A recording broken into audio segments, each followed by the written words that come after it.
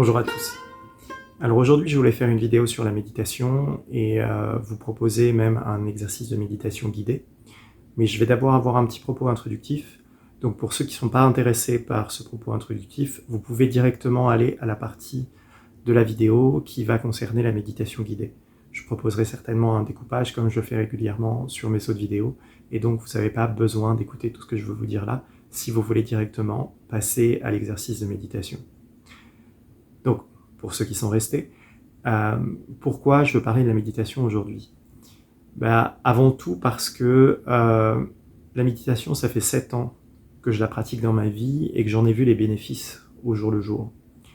J'ai vu à quel point la qualité de mon attention s'était améliorée, à quel point je pouvais gérer mon anxiété, à quel point je pouvais même atteindre des états de grande satisfaction dans la méditation, qui, avec l'expérience, se sont développés. Mais surtout, je pense que j'ai proposé de plus en plus ça comme exercice à mes élèves, par exemple, et que j'en ai vu les bénéfices. Alors, la méditation, c'est quelque chose qui est né dans un contexte évidemment religieux. Souvent, on l'associe au bouddhisme, mais en fait, elle a été pratiquée dans la majeure partie des religions qui ont existé. On peut trouver même des formes de méditation dans la religion chrétienne ou dans l'islam, et même dans la pratique de la prière. Pour beaucoup de croyants, il y a une dimension religieuse. Mais la méditation telle qu'on l'entend actuellement, elle s'est vraiment laïcisée. C'est-à-dire qu'il y a eu un mouvement au XXe siècle, et surtout à partir des années 60, d'introduction de la méditation d'origine bouddhique en Occident, en particulier aux États-Unis, et ça s'est accompagné de toute une série d'outils pour favoriser le bien-être, pour diminuer l'anxiété, qui ne sont pas forcément liés à une perspective religieuse. Donc je pense que on peut très bien pratiquer la méditation dans un cadre totalement laïque. Et justement, dans les années 60, on a eu un grand mouvement d'ouverture à toutes les spiritualités orientales, comme l'hindouisme, le bouddhisme, l'introduction du yoga aussi. Et il y a eu une grande vague de mode indienne, un petit peu, on le retrouve dans les mouvements hippies par exemple. Et le voyage des Beatles en Inde par exemple a été une date très importante pour ça, parce qu'ils ont vraiment ramené dans leur bagage certains enseignements spirituels, et ils les ont diffusés dans les médias de masse, alors qu'ils étaient très peu connus en Occident.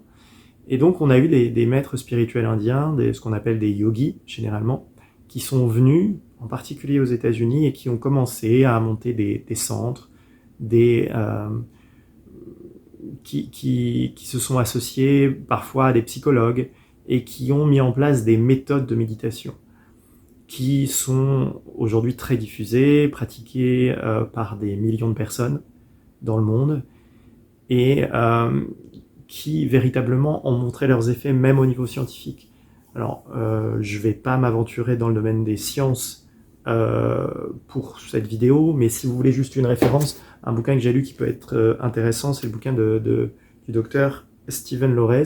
Alors évidemment, la vidéo va retourner le titre, qui s'appelle « La méditation, c'est bon pour le cerveau », et qui donne un état des lieux de la recherche scientifique sur la méditation, et qui montre à quel point les bienfaits de la méditation sont véritablement documentés par la science.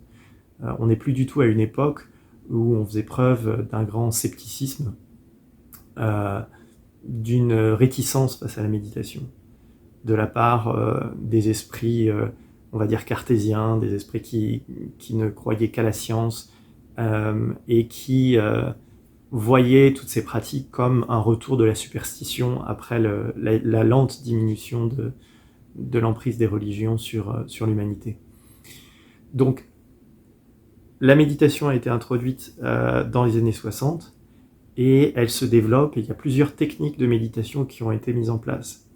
Alors, les techniques, la méditation, ça peut prendre plusieurs formes. Les techniques les plus connues, peut-être que vous en avez déjà entendu parler. Alors, la première qui s'est vraiment imposée dans le monde occidental, c'est celle qu'on appelle la méditation transcendantale, qui est celle qui a été pratiquée justement par les Beatles, qui a été recommandée par Martin Scorsese, par David Lynch, Katy Perry, beaucoup de stars hollywoodiennes qui s'y ont mis. Il y a eu un phénomène de mode évidemment aussi. Et la méditation transcendantale, elle consiste à avoir ce qu'on appelle un mantra dans le vocabulaire indien, le vocabulaire sanskrit. Et le mantra, c'est un son qu'on a tendance à répéter, comme dans une prière en Occident, mais ici c'est plutôt un son répétitif pour induire une certaine fréquence, une certaine vibration dans le corps. Et la méditation transcendantale considère que chaque individu a son mantra personnel, son mantra privé, qu'il ne doit pas partager avec les autres. Et la pratique méditative consiste à répéter ce mantra à l'intérieur et à se concentrer sur des sons pendant 10 à 20 minutes pour que cette focalisation sur ces sons évacue toutes les autres pensées. Alors ça, c'est la méditation transcendantale. Il y en a eu d'autres types. Il y a la méditation qui aujourd'hui reçoit peut-être le plus l'assentiment du domaine scientifique, c'est celle qu'on appelle la méditation pleine conscience, qui a été développée dans les années 70 par un chercheur qui s'appelle Robert Kabat-Zinn, si je ne me trompe pas, et qui, elle, ne va pas se servir de mantra, mais va beaucoup plus utiliser la méthode de ce qu'on appelle le body scan, c'est-à-dire le fait de se concentrer sur son corps et opérer comme un balayage corporel, oui, un scan, où partie par partie on va se concentrer sur tout l'ensemble du corps, donc les mains, les bras, la tête, etc. Et à chaque fois, on va prendre le temps d'être en observateur qui ne juge pas et qui juste accepte ce qui se passe, regarde ce qui se passe et se détache un petit peu de la vivacité d'une émotion, du stress, de l'anxiété ou même de la colère ou parfois même tout simplement de la douleur en se détachant, en prenant le point de vue de l'observateur sur son propre corps. Enfin, il y en a une autre qui est célèbre aussi, mais qui est beaucoup plus difficile à pratiquer, c'est celle qu'on appelle la méditation Vipassana, et qui consiste là souvent en des grandes retraites d'une dizaine de jours où on va méditer pendant des heures. Elle est beaucoup plus exigeante. Je pense pas qu'elle soit recommandable à tout le monde. Et souvent, c'est des retraites spirituelles pour des gens qui recherchent vraiment une signification, un sens pour leur vie. C'est pas quelque chose auquel moi je suis attaché. Je suis plutôt dans une pratique de la méditation qui serait journalière, comme outil de bien-être, comme on se brosse les dents ou comme on fait un peu du sport, on peut méditer et intégrer cette pratique tous les jours dans notre vie. Et donc, il y a eu cette diffusion dans plusieurs écoles, évidemment, de méditation, qui se sont souvent inspirées des méditations qui venaient d'Asie, d'Inde en particulier, mais qui les ont adaptées pour le monde occidental. Et on a perdu, évidemment, le côté de quête religieuse. Souvent, la méditation dans les traditions bouddhistes ou hindouistes avait pour but une quête spirituelle et d'atteindre ce qu'on a appelé le nirvana, c'est-à-dire un état de détachement total du corps, de libération de la souffrance du corps. Mais dans l'Occident, en fait, c'est devenu beaucoup plus un outil pratique de gestion de l'anxiété, du stress et d'amélioration du bien-être mental. Et c'est comme ça que moi, je l'envisage. J'envisage pas du tout ça comme une pratique religieuse où je voudrais être prosélyte et diffuser ça à tout le monde en faisant accepter certaines croyances. Je pense plutôt qu'on doit voir ça comme un outil au quotidien. Et encore une fois, un geste aussi simple que faire un peu du sport, se brosser les dents, faire son lit. Un geste qui améliore la qualité de vie de chaque individu en lui redonnant le contrôle d'un esprit qui est souvent encombré par les choses. Et donc, les bienfaits que moi j'ai ressentis, j'en ai déjà un petit peu parlé, mais les bienfaits que moi j'ai ressentis pour la méditation, c'est avant tout une capacité de concentration accrue, une capacité de gestion émotionnelle accrue, une capacité de se détacher de ses émotions quand on a une émotion qui est particulièrement forte, de la voir comme de l'extérieur et donc de pouvoir en voir l'origine, la source beaucoup plus facilement. Mais c'est aussi quelque chose qui m'a donné une sorte d'acuité de la focalisation. C'est-à-dire que je peux me concentrer sur un sujet de manière beaucoup plus précise. Et je sais aussi, je ressens avec l'expérience de la méditation, ça fait quelques années que je la pratique, encore une fois, que je sais m'arrêter quand il faut, en fait. Quand je pense, j'ai tendance à beaucoup penser, à entrer dans des spirales de pensée, de par mon métier de professeur de philosophie. Et la méditation, c'est quelque chose qui me permet de sentir mon corps beaucoup mieux, d'être beaucoup plus connecté à mon corps, et donc de savoir quand j'ai trop réfléchi et quand il faut s'arrêter, quand il faut passer à une phase de repos, d'amusement, ou tout simplement changer de sujet ou aller dormir. Donc, je vous invite à la pratiquer régulièrement, pas énormément, mais quelques minutes par jour, ça peut toujours être bon. Évidemment, tout le monde n'aura pas le même rapport à la méditation, c'est quelque chose qui est très libre, qu'on peut pratiquer comme un outil très régulier, ou de temps en temps, ou juste pour essayer. Mais j'aurais tendance à dire que quand on commence à y goûter, et quand on commence à voir les avantages que ça peut donner, on va avoir... on va voir l'intérêt, en fait, de la mettre en place dans sa vie de manière régulière. Je ne vais pas prétendre que je médite chaque jour, mais je peux dire aujourd'hui avec une assez grande certitude que au moins 2 à 3 fois par semaine, je médite, et souvent pas de manière forcée, c'est-à-dire je médite avec un réel plaisir de méditer, parce que c'est comme si je faisais un ménage dans ma maison, quoi. Je fais un ménage dans la maison mentale qu'est mon cerveau, mon esprit même, si je fais une légère différence, mais je ne m'attarderai pas là-dessus. Et ça me permet de véritablement me poser et de repartir à zéro sur toutes les choses qu'il faut faire dans ma vie, de me réorganiser de manière beaucoup plus nette. Et donc de pouvoir avoir une vie qui est beaucoup plus claire, en fait. Je parlais de l'intérêt de la clarté dans ma vidéo précédente sur Descartes, et là je pense que c'est un peu une continuation de la vidéo précédente, parce que c'est un moyen d'introduire encore plus de clarté dans sa vie. Bon, je ne vais pas m'attarder plus, je pense qu'il est temps qu'on se mette à la méditation guidée. Donc, pour ceux qui nous rejoignent maintenant, qui n'ont pas regardé l'introduction, je vais commencer par donner quelques petits exercices pour introduire la méditation guidée, et pas après pas, on va essayer de s'y mettre progressivement. C'est pas une méditation qui suit forcément les règles d'une école de méditation particulière, c'est quelque chose qui est très personnel, que j'ai développé pour moi, mais j'espère que ça pourra vous convenir. Donc, la première chose à faire quand vous essayez de méditer, et je pense que là il y a beaucoup d'écoles qui seraient d'accord, c'est de vous concentrer sur la respiration. Parce que le rythme de la respiration, c'est vraiment quelque chose qui est un des rythmes fondamentaux du corps, avec le rythme cardiaque. Et donc, apaiser sa respiration, entrer dans un rythme plus lent, c'est le premier exercice quand on veut se mettre dans un état méditatif. Évidemment, il est bien d'être dans un cadre relaxant, reposant, et d'être dans une posture confortable.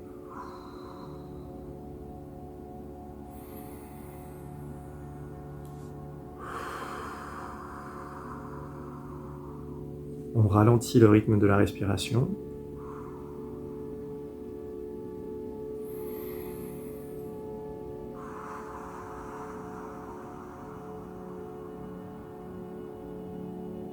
On essaye de faire des respirations profondes et lentes.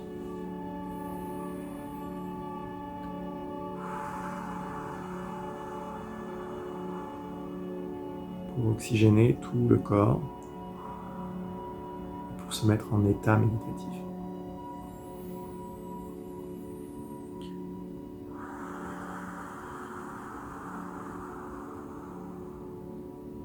Ce que vous pouvez faire aussi pour vous aider, c'est compter dans votre tête jusqu'à 4 quand vous inspirez et quand vous expirez, pour allonger véritablement vos respirations. Donc par exemple, là je vais inspirer pendant 4 secondes, et j'expire pendant 4 secondes.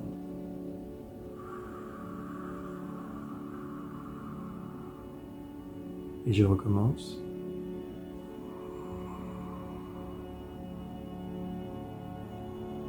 Et j'expire pendant 4 secondes.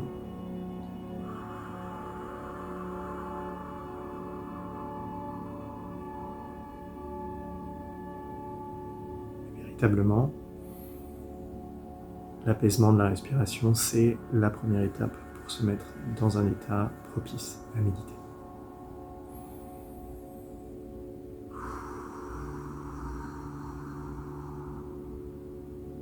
Vous pouvez continuer autant que vous en avez besoin.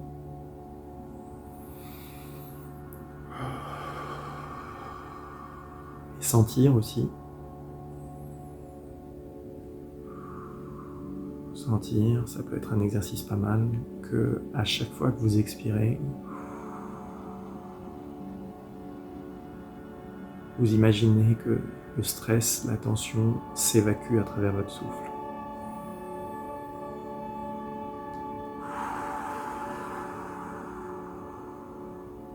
Et à chaque fois que vous inspirez, c'est comme si de l'énergie nouvelle et fraîche entrait dans votre corps.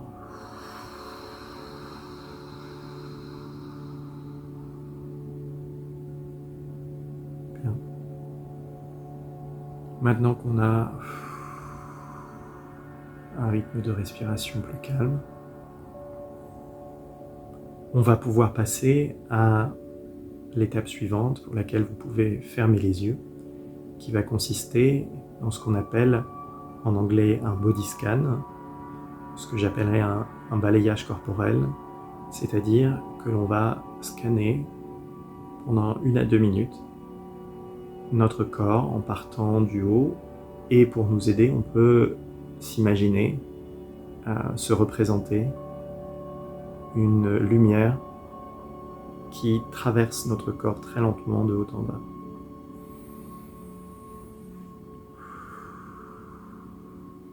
Donc j'imagine cette lumière qui est comme un scanner en fait, et qui est au sommet de mon crâne. Et j'imagine qu'elle descend lentement.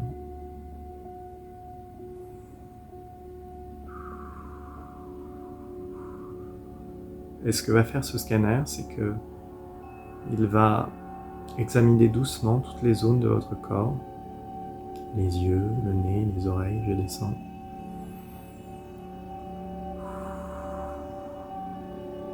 Il va juste y apporter une attention douce pour essayer de sentir ce qui se passe. Juste sentir.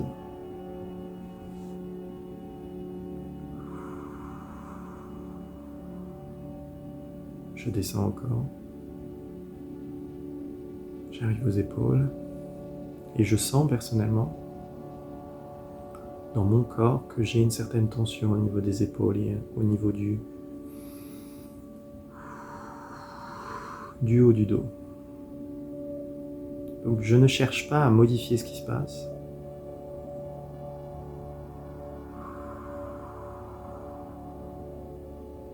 Je suis juste dans l'observation.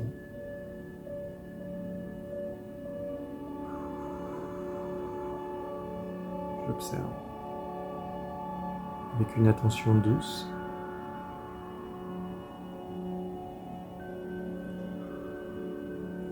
Et je ne suis pas dans une tentative de chercher une solution, régler un problème. Je suis juste en train d'observer ce qui se passe dans mon corps.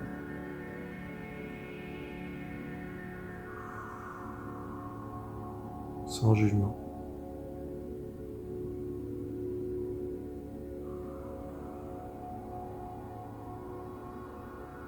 Je descends encore.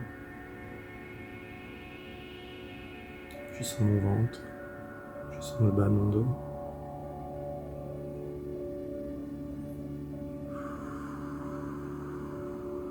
Je sens les jambes.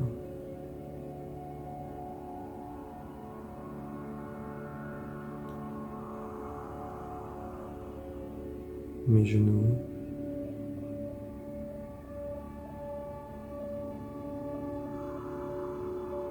Jusqu'à mes pieds.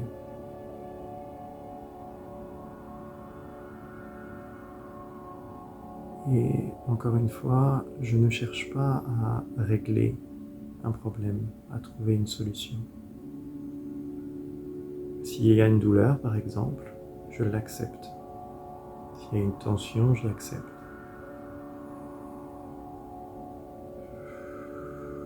Je suis juste là pour repérer ce qui se passe.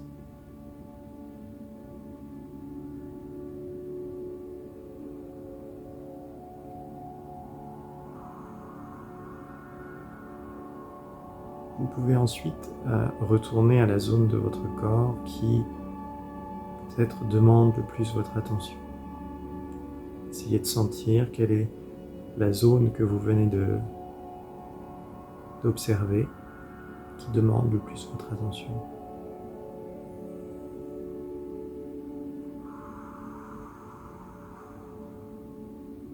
Soyez juste dans un état de présence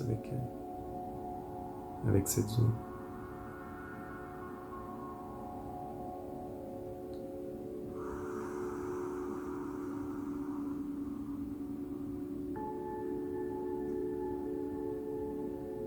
Acceptez-la.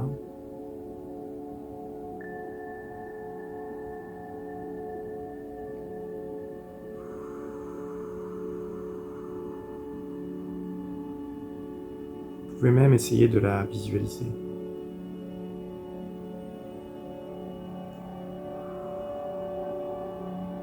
Est-ce qu'elle a une couleur ?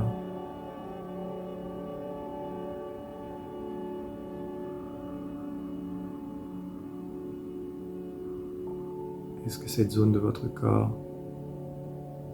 produit un certain son à l'intérieur de vous ?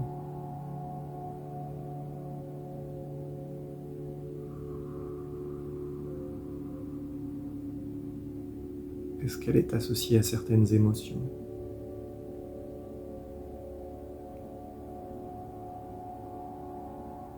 Encore une fois, vous êtes juste présent avec elle. Ne cherchez pas à la modifier. Vous l'acceptez telle qu'elle est.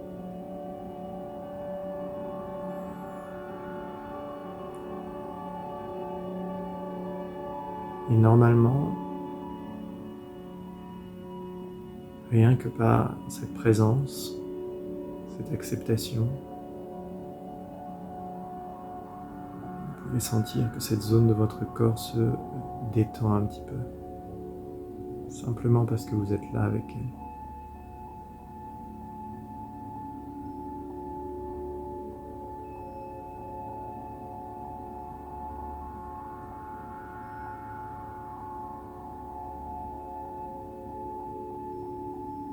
Simplement parce que vous lui accordez votre présence.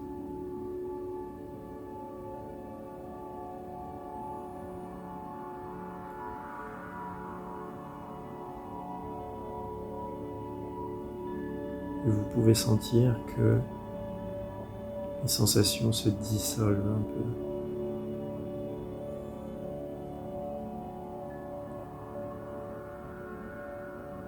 Elles se dissolvent dans le tout de votre corps.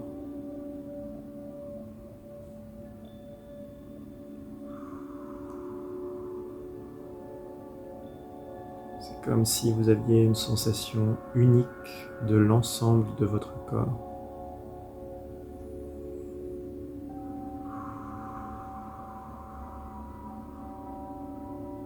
Comme si vous ne pouviez plus distinguer le bout de votre nez de la pointe de vos pieds.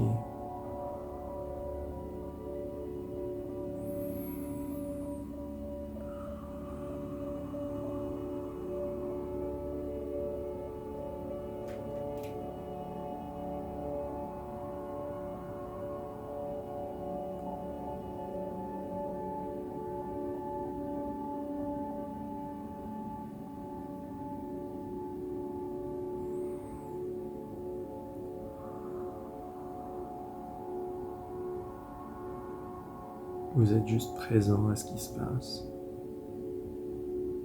l'observateur de vos propres sensations.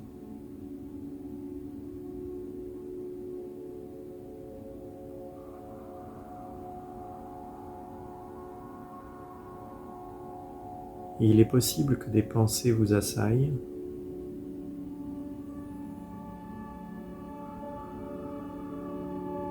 pensées viennent troubler un peu votre état de relaxation,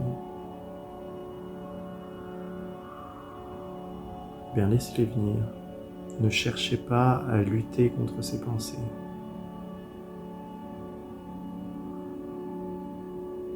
Faites comme la partie de votre corps sur laquelle vous étiez focalisé. C'est-à-dire, acceptez ces pensées, soyez présente avec elles, sans les juger, en vous détachant.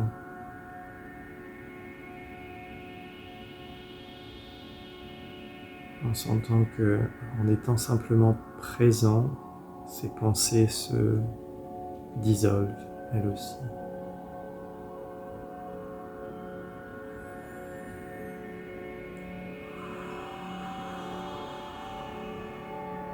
C'est comme des nuages sur un ciel bleu qui passent. Chaque pensée est comme un nuage.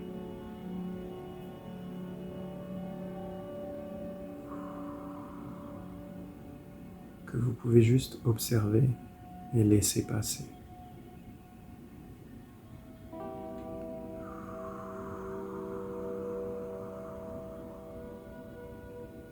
Si certains nuages sont plus gris que d'autres, plus confus que d'autres, plus obscurs,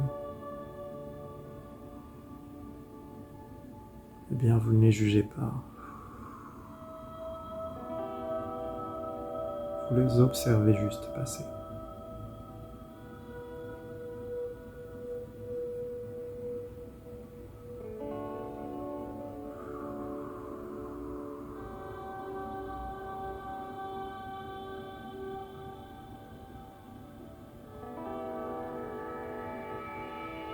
Et vous êtes toujours présent avec votre corps.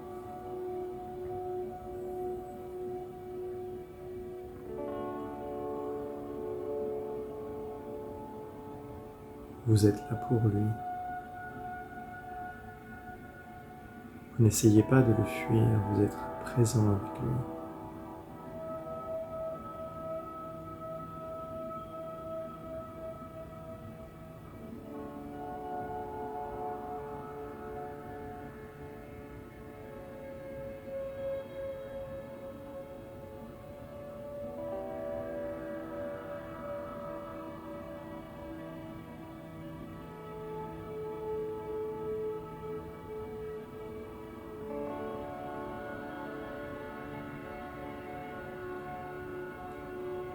Vous pouvez voir si une autre partie de votre corps, ou même la même partie de votre corps demande votre attention à nouveau.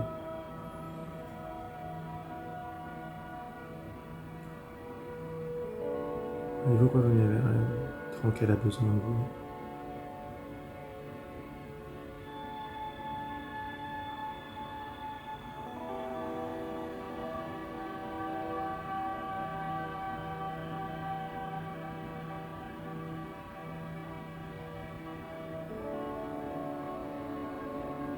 Vous l'accompagnez comme si c'était un enfant.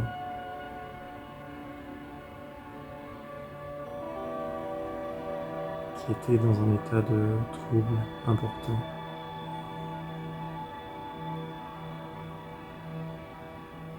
Que vous deviez réconforter. Par votre simple présence, votre présence à vous-même,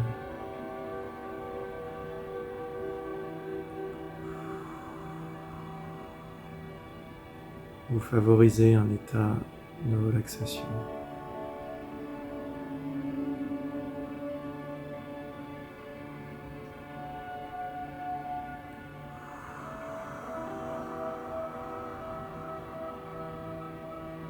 Et vous envoyez un message à votre corps.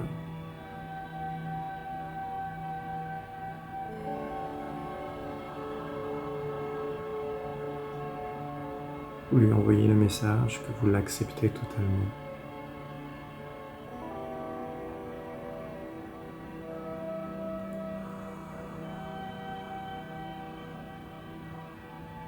Vous l'acceptez comme il est.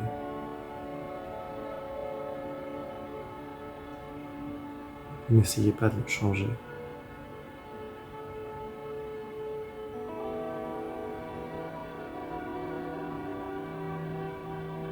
N'essayez pas de le presser non plus.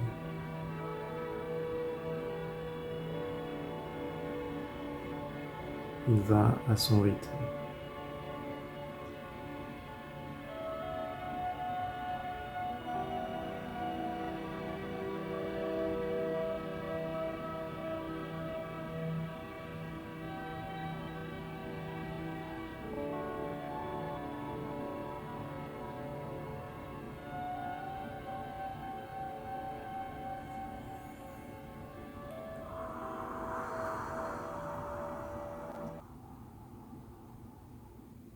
Vous pouvez ouvrir les yeux.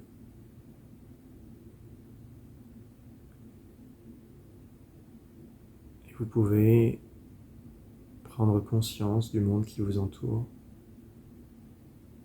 prendre conscience de votre environnement. Vous remarquerez peut-être, comme je le remarque actuellement, que vous êtes beaucoup plus présent à votre environnement. Vous êtes beaucoup plus présent à ce qui se passe. Vous voyez les choses autrement. Les objets ont comme plus de réalité, plus de présence.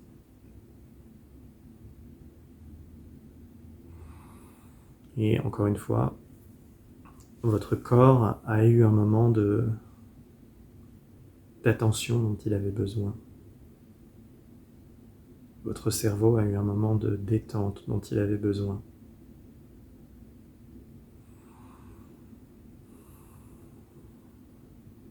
Donc je pense qu'il vous remercie pour ça. Il au pluriel, votre corps et votre cerveau vous remercient pour ça. Bien. Je pense qu'on va terminer cette session de méditation.